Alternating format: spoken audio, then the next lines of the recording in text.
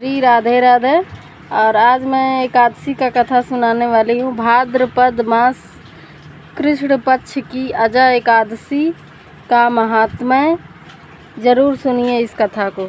युधिष्ठिर ने पूछा, जनार्दन, अब मैं यह सुनना चाहता हूँ कि भाद्रपद के मास के कृष्ण पक्ष में कौन सी एकादशी होती है, कृपया बताइए। भगवान श्री कृष्ण बोले, राजन, एक चित्त होकर सुनो। भाद्रपद मास के कृष्ण पक्ष की एकादशी का नाम अजा है। वह सब पापों का नाश करने वाली बताई गई है। जो भगवान हिरण्यकश्यप का पूजन करके इसका व्रत करता है, उसके सारे पाप नष्ट हो जाते हैं।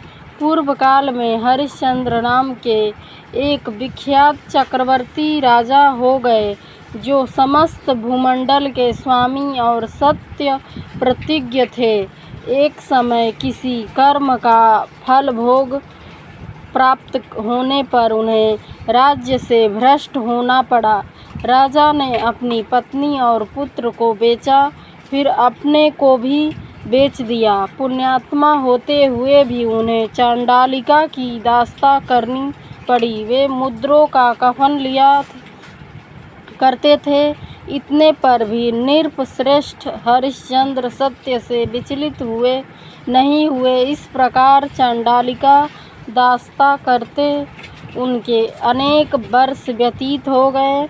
इससे राजा को बड़ी चिंता हुई। वे अत्यंत दुखी होकर सोचने लगे, क्या करूं, कहाँ जाऊं, कैसे मेरा उद्धार होगा। इस प्रकार चिंता करते करते वे शोक के समुद्र में डूब गए।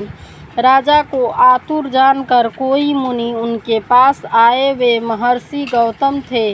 श्रेष्ठ ब्राह्मण को आया देख नृपश्रेष्ठ ने उनके चरणों में प्रणाम किया और दोनों हाथ जोड़ गौतम के सामने खड़े होकर अपना सारा दुखमय समाचार कह सुनाया। राजा की बात सुनकर गौतम ने कहा, राजन, भादो के कृष्ण पक्ष में अत्यंत कल्याणमयी अजा नाम की एकादशी आ रही है, जो पुण्य प्रदान करने वाली है। इसका व्रत करो, इससे पाप का अंत हो गया। तुम्हारे भाग्य से आज के 7वें दिन एकादशी है। उस दिन उपवास करके रात में जागरण करना।